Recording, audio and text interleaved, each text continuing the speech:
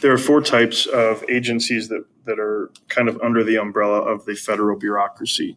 The first one is the cabinet departments, and I'll talk a little bit more about those specifically in a second.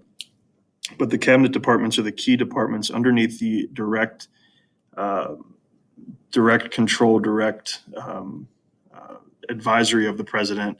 And those are things like the State Department, the Treasury Department. They are carrying out specific policies that the president needs or wishes to carry out in accordance with the laws set by Congress. The second one is an independent executive agency, and typically these agencies are created just to carry out some sort of function of government. They're independent of the executive and independent of the legislative branch, but they carry out some specific task. For example, NASA is an example of the independent executive agency. They are responsible for space exploration and research and development. National Archives is an example of the independent executive agency. One time I had a student ask me, when a law is passed, where does it go? And I was like, well, that's a good question. I don't know. It goes to the National Archives. So at the Library of Congress, we have, or at the Library of Congress, but the National Archives takes care of archiving and making sure all documents that are used by our government, whether it be a State of the Union address or a speech by a congressman, are held within some area so that we have that for future generations and for reference and stuff like that. And a third example of an independent executive agency is FEMA, the Federal Emergency Management Association. And they are responsible for administration, I'm sorry, they help to carry out specific needs. So like when a hurricane were to come, if they're going to disperse federal resources to an area, FEMA would go and make sure that some of those agencies or some of those resources are given to people that are in need. The third type is an independent regulatory agency. And these agencies tend to look at specific things within our society. They are independent of the executive and independent of the legislative branch, but they look at and regulate certain topics, areas of our society. For example, the FCC is responsible for monitoring media, whether that be TV or radio.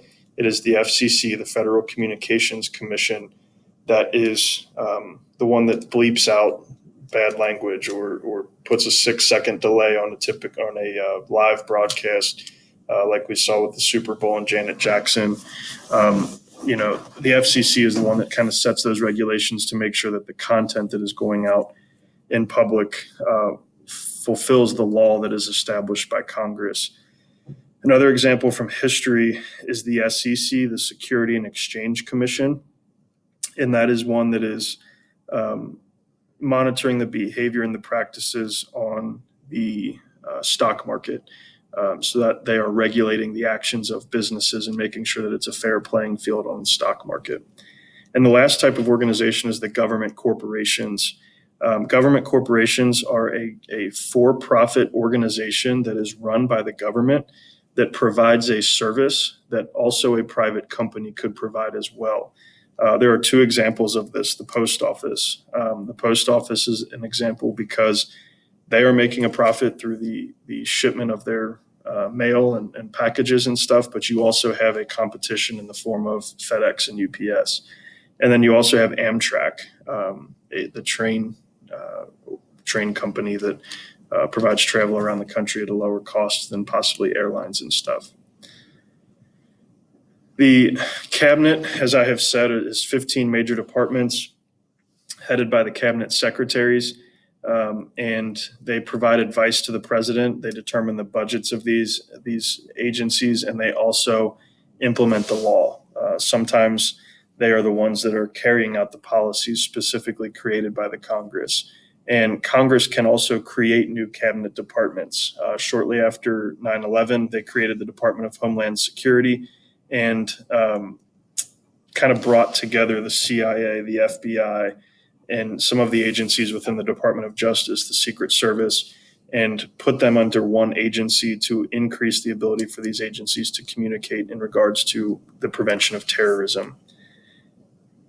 If you have any questions, let me know. I'd be more than happy to help. But at this point, you should be able to look at the agencies on the worksheet that you are looking for and understand the differences. So the four things, once again, just to kind of review: cabinet department, independent executive agency, independent regulatory agency, and government corporation.